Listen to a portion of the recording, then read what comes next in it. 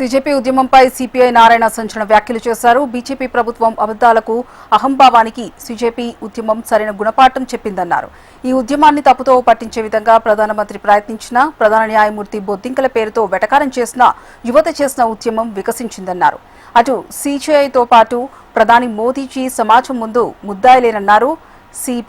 CJP ఉద్యమకారులకు CPI Narayana విప్లవాభివందనలు తెలిపారు.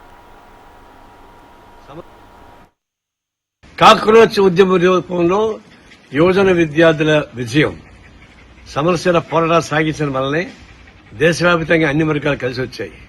చివరికి విద్యామంత్రి ప్రధాన్ రాజీనామా చేయాల్సిన పరిస్థితి ఏర్పడింది. అది ముందే చేసి ఉండొచ్చు. ఎందుకంటే దాదాపు 23 లక్షల మంది విద్యార్థులు ఇబ్బంది పడ్డారు. దాదాపు ఒక 7 కోట్ల మంది దాకా ఈ లీకేజ్ వల్ల విద్యార్థులు చాలా ఇబ్బంది పడిపోయారు.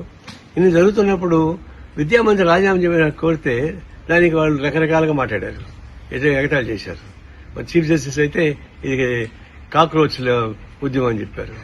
ఇవన్నీ ఎగతాళి చేసి రెచ్చగొట్టడం వచ్చిన ప్రతి అంటే ఉద్యమం లేచిన పైకి పక్క బ్యాంకాలు పెట్టాలని ప్రయత్నించారు. ప్రైమ్ మినిస్టరే అబద్దాలు ఆడాడు. ఇది ఆ విజయం ఏంటంటే అబద్దాలకి, అవకాశవాదానికి చెంపదెబ్బ. అబద్దాలు చెప్పిన వాడు ఓడిపోయారు, ప్రధానమంత్రి లాంటి వాడు. ఎగతాళి చేసినటువంటి సీజే ఓడిపోయాడు. ఈ ఉద్యమాన్ని ఎటకారం చేసినందుకు నిజాయితీగా పోరాటం సాగించిన ఉద్యమం నిలబడింది. అభినందన తెలియజేస్తాను. భవిష్యత్తులో కూడా ఎప్పుడు ఉద్యమాలు వచ్చినా ఆ ఉద్యమాన్ని పరిష్కారం చేసుకుని ఆలోచించాలి తప్ప ఆ ఉద్యమాన్ని అంటే అడగొట్టాలి, ఎట్లా తప్పుదారి పట్టించాలి అనేటువంటి పద్ధతుల్లో ఆలోచిస్తే ఇదే మార్గం అవుతుంది.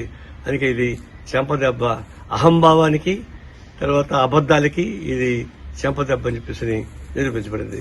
ఇప్పుడు చీఫ్ జస్టిస్ ముఖం ఏడబెట్టుకుంటాడు. ఇంత ఎగతాళి చేశాడు, మొన్న కూడా ఎగతాళి చేశాడు.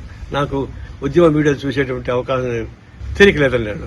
అంటే బ్లూ ఫిల్మ్ చూస్తాడా? ఇది చేయడా? అంటే ఇదే చీఫ్ జస్టిస్ పని.